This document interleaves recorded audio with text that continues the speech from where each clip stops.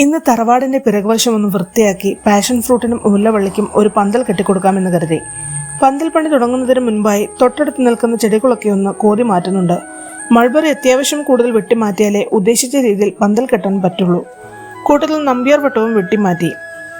കുരുമുളക് കൊടിയിൽ പടർന്നു കിടക്കുന്ന പാഴ്വള്ളികൾ അതത് സമയങ്ങളിൽ നീക്കം ചെയ്തില്ലെങ്കിൽ കൊടി നശിച്ചു പോകാറുണ്ട്. 2 മാസം മുമ്പ് നട്ട പാഷൻ ഫ്രൂട്ടാണ്. അന്നേ ഞാൻ ആൾക്ക് വാഗ്ദാനം നൽകിയിരുന്നതാണ് പടർന്നു പന്തലിക്കാൻ ഉറപ്പുള്ള ഒരു പന്തൽ. അല്പം വൈകിപ്പോയെങ്കിലും വാക്കു പാലിക്കാൻ കഴിഞ്ഞതിൽ സന്തോഷമുണ്ട്. ചുറ്റുപാടും വൃത്തിയാക്കവേ പാഷൻ ഫ്രൂട്ട് വള്ളികളെ അതിഥിയെ കണ്ട് ശരിക്കും ഞെട്ടി. കഴിഞ്ഞ 6 മാസമായി ഞാൻ തപ്പി നടന്ന ഉറുമ്പുകൂട്. ഇവരുടെ കോളനികൾ കോവൽ വള്ളികളിൽ സ്ഥിരം ഉണ്ടായിരുന്നതായിരുന്നു. അടുപ്പിച്ചടുപ്പിച്ചുള്ള പ്രൂണിങ്ങുകൾ കാരണം അവർ കെട്ടും കിടക്കുകയും എടുത്ത് സ്ഥലം വിട്ടു. പാഷൻ ഫ്രൂട്ട് ഇലകളിൽ 2 പുളിയനുറുമ്പിന്റെ കൂടുകൾ ഉണ്ടായിരുന്നു. ഉറുമ്പുകളുടെ കടി കിട്ടിയെങ്കിലും ഒരു കൂടെടുത്ത് വാളരിച്ചെടിയിലിട്ടു.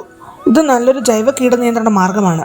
അങ്ങനെ അതെല്ലാം കഴിഞ്ഞ് 3 വശത്തും കരിപ്പട്ടിക്കാർ വലിച്ചു കെട്ടി ഒരു മൂലയിൽ നിന്നും പന്തലിന്റെ പണി തുടങ്ങി. പന്തല കെട്ടാൻ ഉപയോഗിക്കുന്ന നെറ്റ് ക്രിസ് ക്രോസ് പാറ്റേൺ ആയതുകൊണ്ട് ഒന്നുകിൽ ഒരാളുടെ സഹായം തേടണം, അല്ലെങ്കിൽ ഏതെങ്കിലും ഒരു മൂലയിൽ നിന്നും 2 വശങ്ങളിലായി നെറ്റ് വലിച്ചു കെട്ടണം. രണ്ടാമത്തെ മാർഗമാണ് ഞാൻ സ്വീകരിച്ചത്. അങ്ങനെ വല മുഴുവൻ കെട്ടിയ ശേഷം വീണ്ടും ഒന്നുകൂടി എല്ലാ വശവും വലിച്ചു കെട്ടുന്നുണ്ട്.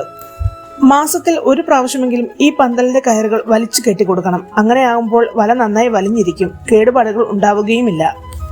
ഇനി ഈ പന്തലിന്റെ അവകാശികളായ പാഷൻ ഫ്രൂട്ടിന്റെയും മുല്ലവള്ളിയുടെയും വിശേഷങ്ങൾ ഈ ചാനലിൽ ഉണ്ടാകും.